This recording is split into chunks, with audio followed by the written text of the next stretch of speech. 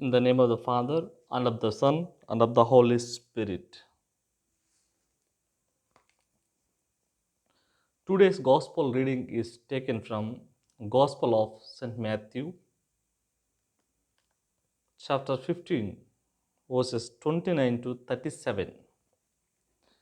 In today's Gospel reading, Jesus went to the shore of the Lake of Galilee, and from there he went up to a hill and sat down there. Great crowds came to him, bringing the lame, the blind, the crippled, dumb, and many with other infirmities. The people carried them to the feet of Jesus, and he healed them. All were astonished when they saw the dumb speaking, a cripple healed, the lame walking, and the blind will able to see.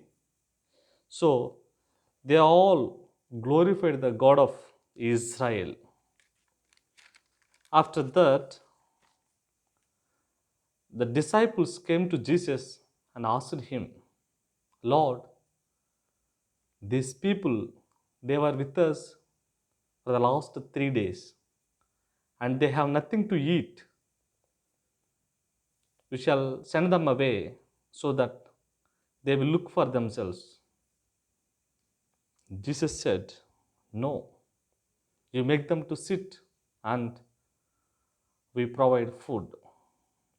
Dear friends, today's gospel reading is taken from Gospel according to St. Matthew, but it is already written in the account of Gospel of St. Mark.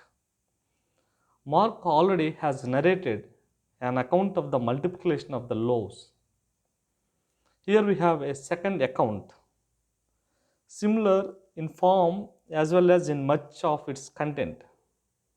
Whereas in the first feeding, 5 loaves and 2 fish are eaten by 5,000 with 12 baskets to spare.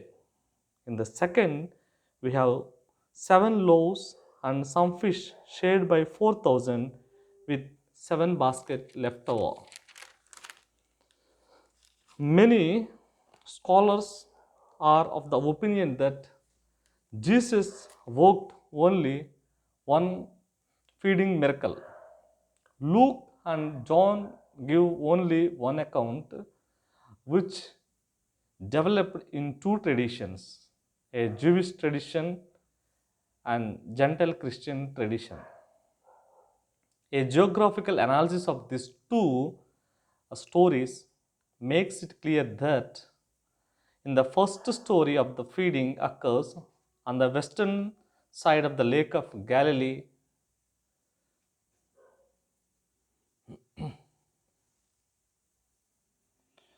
with a predominantly Jewish population, while the second feeding takes place on the eastern side where the beneficiaries would have been mostly Gentiles. Even a study of the vocabulary used in both the accounts confirms this. The intention of the people who developed these two traditions, as well as of Mark, who included both those traditions in his Gospels, seems quite clear. Jesus has come as a savior of the Jewish and the Gentile. Jesus' salvation is abundant, and his salvation is superabundant. He is capable of reaching all people without distinction of caste, creed, gender, religion, and so on, etc.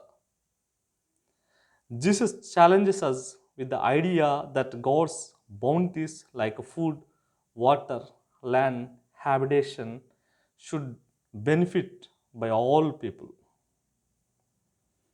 In Mark's Gospel, chapter 8, verses 17 to 21, we see The evangelists used both feedings as prime examples of astounding dullness of the disciples to grasp the significance of Jesus on the basis of his miracles. It is only knowledge of Jesus' sufferings and the resolve endure the same in his name that will reveal the true meaning of Jesus. Dear brothers and sisters in Jesus Christ, as Jesus is so compassionate towards his own people, and even not only his worry and bothering about their physical sickness, he is also so much worry of his spiritual needs. And today's gospel reading, on hearing this, let us ponder over and reflect over and compare in our life situation, and let us start living. Let us pray in a 2 minutes for all the people who have been suffering due to so many sicknesses in their body, and the people who have nothing to eat. Let us pray. Close all of you your eyes. Lord Heavenly Father, we thank you and praise you for the precious gifts that you are giving to us. Lord, at this juncture, we pray, remember to pray for all the people, especially the sick people who have been suffering with the different sicknesses. Lord, cure them, bless them, heal them, grant them good health in body. And also we pray for all the people who have nothing to eat, starving for food and water. Lord, we remember to pray and offer all these children, orphans, those who have nothing to eat, all these people. Lord, grant them food as you have provided and fed 4,000 people, and even 7 baskets of bread is left over. Lord, in your precious name, we ask, grant that we may all imbibe your love and cherish your spirituality. We make this prayer through Christ our Lord. Amen. May Almighty God bless you. The Father, Son, and Holy Spirit remain with you forever and ever. Amen. Thank you. Praise the Lord.